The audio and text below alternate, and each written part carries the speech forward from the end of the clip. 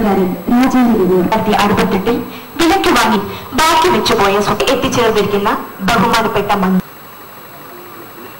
കടക്കാൻ പല കാരണങ്ങൾ കൊണ്ട് നമുക്ക് കഴിഞ്ഞില്ല. സ്ഥാപനമായിരിക്കും ഇന്ന് കേട്ടാൽ ലോകം അറിയുന്നത് രാജാ രവിവർമ്മയിലൂടെയാണ്. രവിവർമ്മ ചിത്രങ്ങൾ ഇന്ന് ലോകത്തെ ചിത്രകാരന്മാരെല്ലാം ആരാധിക്കുന്ന ചിത്രങ്ങളാണ്. രാജാ രവിവർമ്മയുടെ ഓർമ്മ അനശ്വരമാക്കാൻ നമ്മുടെ നാടിന്റെയും കേരളത്തിന്റെയും അഭിമാനമായ ലോകത്തിന്റെ മുമ്പിൽ നമ്മൾ ഉയർത്തിക്കാട്ടുന്ന അദ്ദേഹത്തിന്റെ സ്മരണകൾ അവിസ്മരണീയമാക്കാൻ സാധ്യമായ എല്ലാ ശ്രമങ്ങളും അവസാനിച്ചുകൊണ്ട് ഞാൻ അവസാനിപ്പിക്കുന്നു.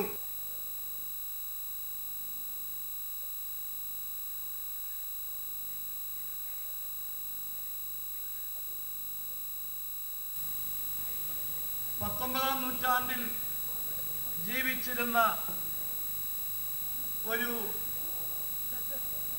ഈ നാടിന്റെ അഭിമാനമായ ഒരു കലാകാരനാണ് രാജാ രവിവർമ്മ.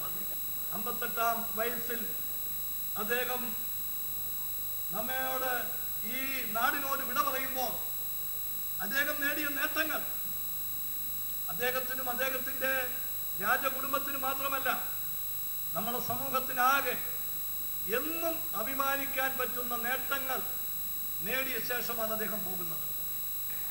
ബഡ്ജറ്റിൽ പൊള്ളിച്ചിട്ടുള്ളതിന് പുറമെ പുതിയതായി 15 ലക്ഷം രൂപ കൂടി അദ്ദേഹം ഇന്ന് ഇതിനു വേണ്ടി ഗവൺമെന്റ് നൽകുന്ന കാര്യം ഇവിടെ വെച്ച് തന്നെ അറിയിക്കുകയാണ്.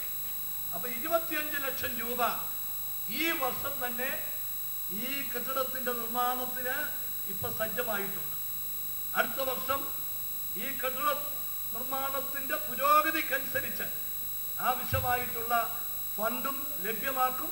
സമയബന്ധിതമായി ഈ വർഷം ഈ മാർച്ച് 31 തീരുന്ന സാമ്പത്തിക വർഷം ഈ കെട്ടിട നിർമ്മാണത്തിന് 25 ലക്ഷം രൂപ, തുടർന്ന് അടുത്ത വർഷത്തെ നിർമ്മാണത്തിനനുസരിച്ചുള്ള തുകയും ഉണ്ടാകും എന്ന് വ്യക്തമാക്കുന്നു.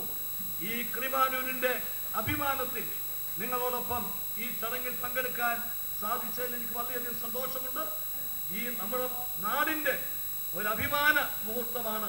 അതിൽ നിങ്ങളോടൊപ്പം പങ്കെടുത്തുകൊണ്ട് ഞാൻ നിങ്ങളുടെ എല്ലാം സാന്നിധ്യത്തിൽ ഈ സ്മാരക മന്ദിരത്തിന്റെ ശിലാസ്ഥാപന കർമ്മം നിർവഹിക്കുന്നു.